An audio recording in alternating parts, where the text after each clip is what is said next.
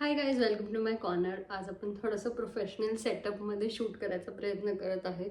Aesthetics एक plant मी त्याच्यासाठी इथे आणून ठेवलं आहे. एनिवेज, सो आज मी प्रत्येकदा एक गेट रेडी विथ मी करणार आहे. आपल्याकडे एक छोटंसं फंक्शन आहे.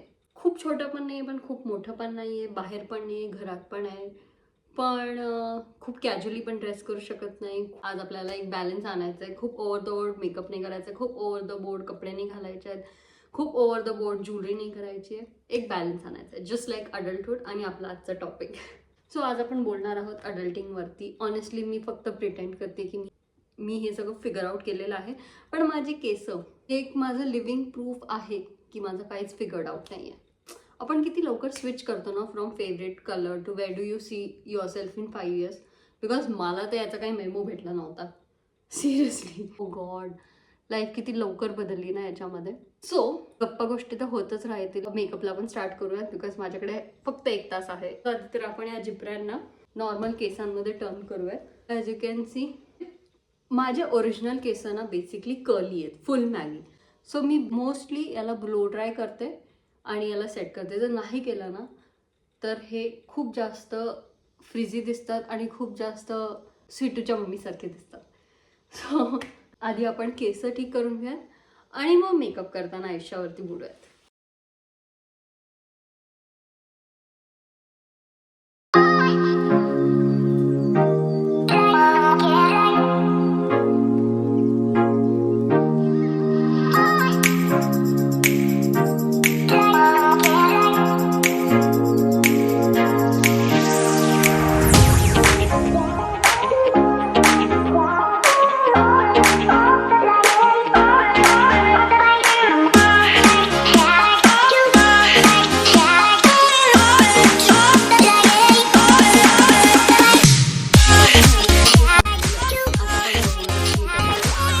थोडंसं अडल्टहूडवरती केस वर गेलेले आहेत. आता आपण काम करू. आपण केस करून घेऊया. तो आपण अडल्टिंगचे 3 मेन पार्ट्स असतात असं मला तरी वाटतं. फर्स्ट आहे करिअर, मी काय करता, तुम्ही किती सक्सेसफुल आहे इन सोसायटीज टर्म्स. सेकंड आहे रिलेशनशिप्स आणि थर्ड आहे अडल्ट फ्रेंडशिप्स. पहिले तर आपण करिअरवरती बोलूया.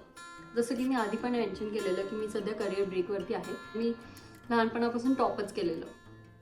इवन मी माझ्या 10th स्टँडर्डमध्ये पण टॉप केलं होतं. जो माझे पर्सेंटेज कमी होते बट मी टॉप केलेलं माझ्या स्कूलमध्ये. सो सगळ्यांना असं वाटायचं की यार ही डॉक्टर बनेल. टाईमला डॉक्टर आणि इंजिनियर हे 2च फक्त ग्लोरिफाईड करिअर्स. आपल्या पण मनावरती तसं इम्प्रिंट असतं ना की हो यार मी डॉक्टर बनेल, मी लोकांना ट्रीट करेल, मी फ्री सर्व्हिस देईल, टीममध्ये खूप चांगलं काहीतरी घडवून आणेल, मी आजारी लोकांना ट्रीट करेल. हे मला 12th पर्यंत एकदम कन्फर्म होतं की मला डॉक्टर बनायचं. 12th मध्ये असं झालेलं की मला ना थोडेसे हेल्थ इश्यूज झालेले एक्झॅक्टली बोर्ड्सच्या वेळेस. आणि CETमध्ये मार्क्स मला बरे होते, म्हणजे मला BMS BHMS वगैरे भेटलं असतं. पण मी कसं आपलं वय असतं ना थोडंसं रेबेलियस बनायचं. मी विचार केला, आई वडील म्हणतात की डॉक्टर बनायचं, आपण काहीतरी तिसरंच काढूया. मी काढलं HR. मी पुढच्या 5 वर्षाचा प्लॅन एकदम सेट केला होता. मी BBHR करणार, मग MBHR करणार, मग मी HRचा जॉब करणार, मग मी CHRO बनणार. म्हणजे माझा पूर्ण लाईफ गोल सेट होता. पण काय झालं, अडल्टहूड झालं. सो 12th पर्यंत मग मी ॲक्च्युली दिल्या. माझं PCMB होतं. मी ॲक्च्युली सगळे एक्झाम्स दिलेले. MBBS नसते झाले, MBBS एवढे मार्क्स नव्हते. पण तर जेव्हा मला 10th मध्ये दो आय वॉज फर्स्ट, पण मला 10th मध्ये जेव्हा थोडेसे कमी मार्क्स पडले, दे were not bad but they were not good also according to those terms. म्हणजे 90sच्या क्लोज होता. मी एक्झॅक्ट आता नंबर नाही सांगणार, बट क्लोज टू 90 होते. 90च्या थोडेसे कमी होते, बट 90 अबाव नव्हते माझे.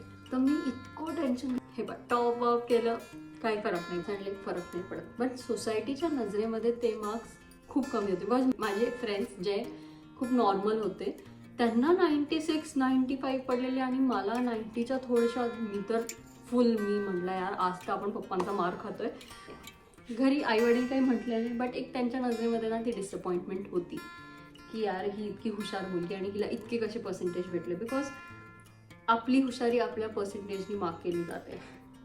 You admit it or not. आत्ता तर मला माहीत नाही, बट त्यावेळेस आपल्या वेळेस तर व्हायचे. सो 10th मध्ये हे झालं. 12th मध्ये काय झालं, माझ्या आईवडिलांना थोडीशी होप होती की भाई ठीक आहे 10th हिने केला नाही, 12th तरी हे आमचं नाव ठेवेल आणि डॉक्टर बनेल. बट मी बिंग मी म्हटलं ना, मी काहीतरी तिसरंच काढून टाकलं, HR. मी कसं बसं माझ्या आईवडिलांना कन्व्हिन्स केलं की मला BBA HR करू द्या, MBA HR करू द्या, मी जॉब करेल HRचा आणि मग चांगल्या कंपनीमध्ये लागून म्हणजे मला HR करायचं, असं मी त्यांना फुल कन्व्हिन्स केलेलं. हा डिसिजन घेतला ना, आई वडील तर ठीक आहे थोडंसं कन्व्हिन्स करायला हे लागले, पण बाकीचे लोक दे वर लाईक हिला रिपीट करवा, तुम्ही काय करताय, ही सायन्समधून कॉमर्सला जाते, हे ते अक्षरशः म्हणजे बिचारी एक 18 वर्षाची मुलगी काय काय सहन करणार आहे. एनिवेज, तर सोसायटीचे प्रेशर्सला आपण इग्नोर करून या बिस्तर उचलून गेले पुण्याला BBA HR करायला, MBA HR केला. बट ठीक आहे, तिथे पण आपण मागे राहिलो नाही बरं का. BBA मध्ये सुद्धा आपण फर्स्ट होतो, MBA मध्ये फर्स्ट नव्हतं, बट डिस्टिंक्शन आपल्याला मार्क्स होते. तर त्यांना थोडासा धीर भेटला की ठीक आहे डॉक्टर नाही झाली तर कमीत कमी HR तरी चांगली बनेल. फर्स्ट इयरमध्येच आम्हाला इंटर्नशिप असायची, फर्स्ट इयर संपल्यानंतर. तर मला इंटर्नशिप खूप चांगल्या कंपनीमध्ये लागली होती, म्हणजे त्या पूर्ण कॉलेजमध्ये हायेस्ट स्टायपंड माझंच होतं. इंडियातली सर्वात मोठ्या म्हणजे इंडियातला जो बिलियनर आहे त्याची कंपनी, तुम्ही नाव गेस करू शकत असाल, तर त्याची कंपनी. सगळे म्हटले की चला आता मोठ्या कंपनीमध्ये लागेल, चांगलं नाव रोशन करेल. पण मी काय केलं, मी त्या कंपनीला म्हटलं मला तुमचा PPO नको, मी काय इथे येणार नाही. एनिवेज, हे सगळं झालं. मग मी ते PPO नकार दिला आणि मग आला आमचा प्लेसमेंटचा टाईम. कॉलेजचा ना एक रूल होता, जर तुमची अटेंडन्स 90% प्लस असेल ना तरच तुम्हाला फर्स्ट 100 कंपनीजमध्ये अप्लाय होईल, नाहीतर तुम्ही 100 कंपनीज नंतर ज्या कंपनीज येतील ना तुम्ही फक्त त्याच्यामध्ये बसू शकता. आणि माहिती माझी किती होती attendance? 89.2. Not eligible for first 100 companies. काय मग असंच बघता बघता मार्च आला आणि मार्चमध्ये कोविड आला. झालं प्लेसमेंटची बोम. म्हटलं ना धक्का बसलं की भाई हिनी एक तर इतकी चांगली प्लेसमेंट सोडली, आता काय करणार, आता कसं होणार. इथं लोक परत आले बोलायला की इतकी चांगली कंपनी होती, एक तर तिने हातातून घालवली, आता ही काय करणार, ही काय करणार. आपण फुल डिप्रेशनमध्ये. कारण की बरोबर आहे ना, आसपासच्या सगळ्या लोकांना इतके चांगले चांगले पॅकेजेस होते, चांगले सेटल जॉब्स होते आणि आम्ही गिनेचुने काही 7-8 लोक होतो माझ्या क्लासमध्ये ज्यांची प्लेसमेंट नव्हती झालेली आणि त्यात कोविड आलेला. ओपन फेज मी कसा बसा काढला. त्याच्यानंतर मग खूप ट्राय केलं, खूप 1-2 कंपनीज जगल केल्या, सेल्सचा जॉब केला, मग HR, असं खूप जगल करून एक फायनली मला चांगली IT कंपनी भेटली ज्याच्यामध्ये मी प्रॉपर HRचं काम करत होते. मग पेरेंट्सला वाटलं की चला आता तरी ही आपलं नाव रोशन करेल. पण हे सुख मी फक्त त्यांना 3 वर्ष दिलेलं आहे. त्याच्यानंतर आपण आज इथे आहोत. ही स्टोरी सांगण्याच्या आधी मी थोडंसं त्या कंपनीबद्दल सांगू इच्छिते.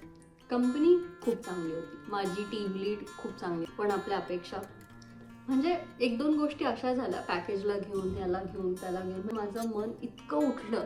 मी म्हटलं यार एक तर मी घरच्यांचं ऐकू 10वीच्या मागचं, एक तर मी डॉक्टर न बनलं याच्यावरती ऐकू, नंबर 1 कंपनी सोडली याच्यावरती ऐकू, मग मी आता या जॉबमध्ये यांचं ऐकू. मी गिवअप केलेलं, मी माझ्या करिअरवरती अक्षरशः गिवअप केलेलं. तेव्हा मी म्हटलं सोडा, सगळं सोडा, आपण करिअर ब्रेक घेऊया.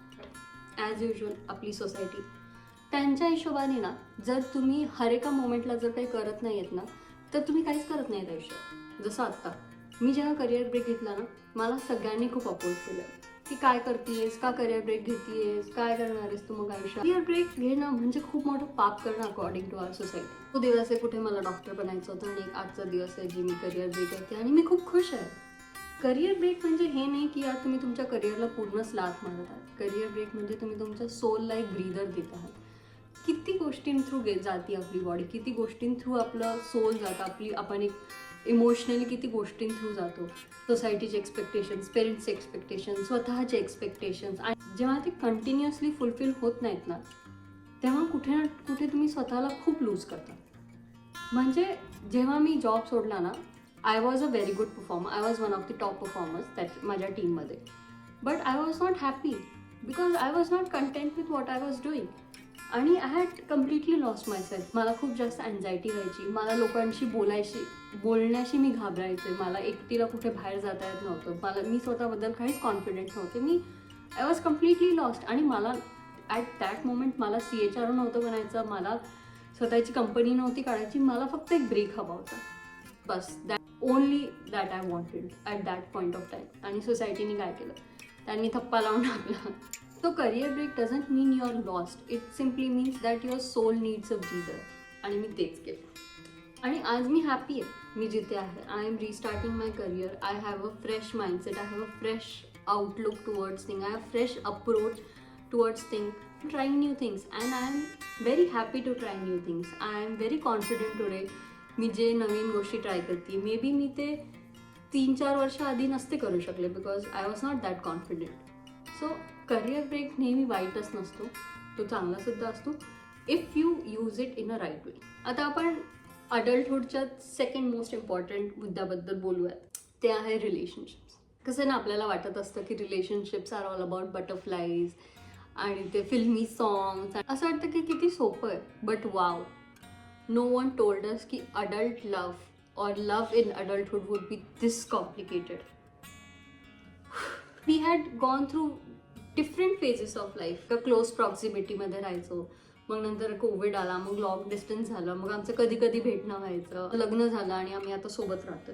So it had gone through very different phases of life. And her एका फेजेसमध्ये ना आम्ही एकमेकांना समजून घेतले, आम्ही इव्हॉल्व झाले.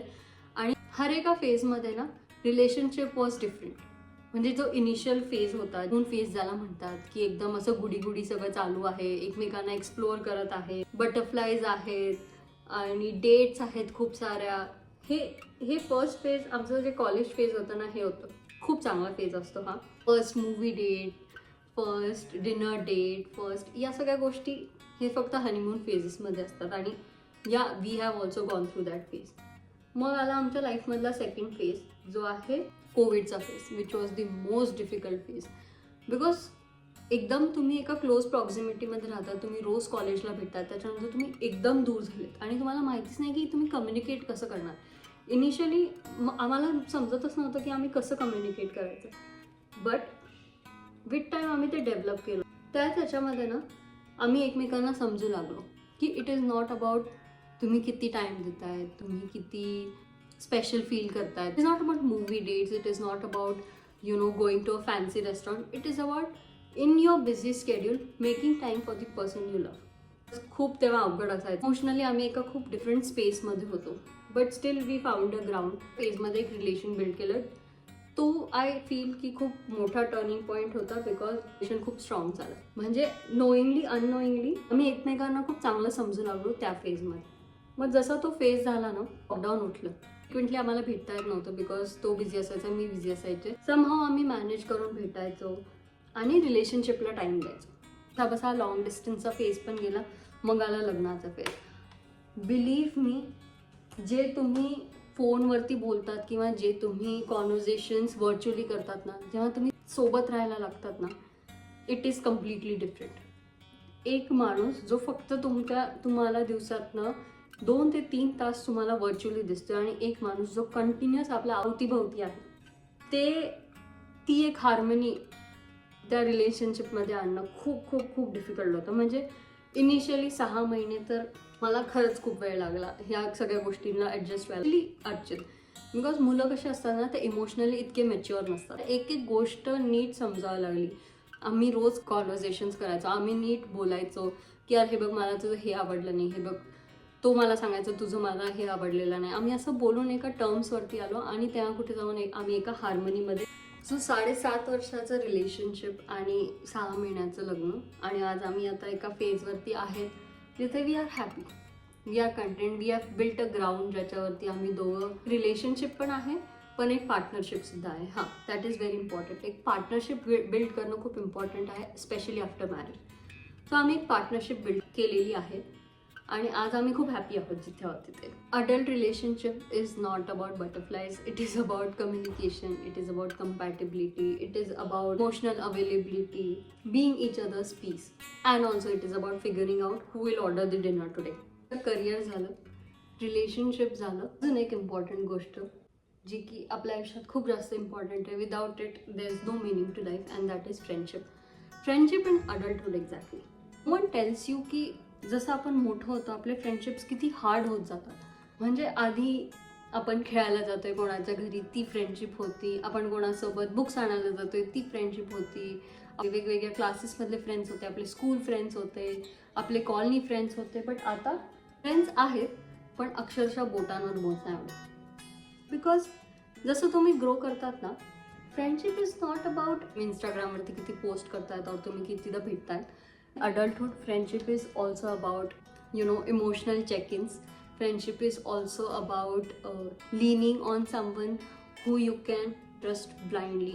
Friendship is all about who contributes in your ups and be with you in your downs without being competitive. समजतं ना, म्हणजे मी इंग्लिश खूप जास्त मारते. बट हे नाही आहे की यार तुम्ही किती पोस्ट करताय, तुम्ही किती सोबत हा ही करताय. हे आहे की यार जेव्हा तुम्ही अप्स आहेत तर ते तुम्हाला किती सेलिब्रेट करतायत, ते तुम्हाला किती सीन फील करून देत आहेत, किंवा तुम्हाला किती अपलिफ्ट करतायत, तुम्हाला तुमची वर्थ जाणून देत आहेत. Friendship is about who makes you seen, who celebrates you without bringing the competition in. The success, all your ups, all your glorified moments are without the friends whom you can share with. म्हणजे आज तुम्ही लाईफमध्ये किती successful आहात पण तुमच्याकडे फ्रेंड्सच नाही हे शेअर करायला और ते सेलिब्रेट करायला, तर तुमचा सक्सेस काय कामाचा ना. किंवा आज तुम्ही एका स्ट्रगलमधून जात आहात, have no one to talk to. What have you actually earned in your life. म्हणजे ट्रस्ट मी, जेव्हा मी करिअर ब्रेक घेतला होता ना, ऑब्व्हियसली पेरेंट्स तर सपोर्ट करणार नव्हते. They were only my friends and apart from friends Archit who truly supported my this decision. And जेव्हा पण मी या डिसिजनवरती डाऊट घ्यायचे ना, ते मला अपलिफ्ट करायचे, ते मला मोटिवेशन द्यायचे. आम्ही गर्ल थेरपी टॉक्स करायचो, आम्ही शॉप्सवरती जायचो 12-12 वाजेपर्यंत या गोष्टींबद्दल बोलायचो. सो फ्रेंडशिप्स लाईक दिस ना, you have truly earned in your life. So या ज्ञान आपण इथे संपत. मला वाटलं होतं हा व्हिडिओ छोटा होईल ना. लिहिताना खूप सारं लिहिते, खूप मला भन्नाट आयडियाज येतात, पण जेव्हा मी याच्यावरती येते आणि मी मेकअप करता करता जर मला काही कन्वे करायचं असेल, आज मला रिअलाईज झालं आहे की मी मल्टीटास्किंगमध्ये मे बी थोडीशी कमी आहे. एनिवेज, तर मेकअप तर झाला आहे, आता आपण बघूयात आउटफिटकडे. मी तुम्हाला ऑप्शन दाखवते. मी बाकी इन्फ्लुएन्सर्स सारखं ना प्लीज घालून नाही दाखवू शकणार, बिकॉज माझ्याकडे बिलकुल वेळ नाही, मी ऑलरेडी लेट झाली आहे. तर मी तुम्हाला ऑप्शन दाखवते. Give me one minute. Specially ना काठापदराची साडी घालायची आहे, बिकॉज राजस्थानमध्ये ना ते सिल्कची काठापदराची साडी घालणं हा सिस्टीमच यांना माहिती आहे. यांना असं वाटतं की फक्त वर्कची साडी म्हणजे हां खूप भारी. पण मला हे प्रूव्ह करायचं आहे की जो ग्रेस काठापदराच्या साडीमध्ये येतो तो वर्कमध्ये नाही. वर्क छान दिसतं, खूप छान दिसतं, पण सिल्कमध्ये पण तो ग्रेस आहे. तर आपल्याकडे 3 ऑप्शन्स आहेत. फर्स्ट आहे ही आहे मुनिया पैठणी. हा आहे त्याचा पदर, खूप सुंदर आहे मुनिया पैठणी, आणि हा कलर पण खूप सुंदर आहे. पण मला असं वाटतंय की ही थोडीशी ओव्हर होऊन जाईल, because he actually extreme rich दिसते. ही जर मी घातली ना तर मी थोडंसं ओव्हर ड्रेस वाटेल सर, त्याच्यामुळे मला थोडंसं मी याचा ऑप्शन कमी ठेवते. सेकंड ऑप्शन आहे हा, पण एक खूप सुंदर कलरची काठापदराची साडी आहे. मला पर्पल कलरच्या साड्या I don't my living towards purple blue nowadays. So हा एक ऑप्शन आहे, आणि याचं ब्लाऊजसुद्धा खूप सुंदर आहे. मी घातल्यावरती दाखवून जर घातली तर. आणि थर्ड ऑप्शन आहे हा, ही पण एक काठापदराची सिंगल टोनमधली साडी आहे. या 3 ऑप्शनपैकी सध्या तर माझं मन जात आहे सेकंड वनकडे, बिकॉज याचा ब्लाऊज एक्स्ट्रीमली सुंदर आहे आणि हा कलरसुद्धा खूप छान आहे. आणि आय थिंक ही टू ओव्हर द टॉप पण नाही वाटणार आणि टू लेस पण नाही वाटणार, ही ॲप्ट वाटून गेली. तुम्ही पटकन चेंज करून येते. Hi guys, we are back. तर ही आहे ती साडी आणि wait for the main character energy.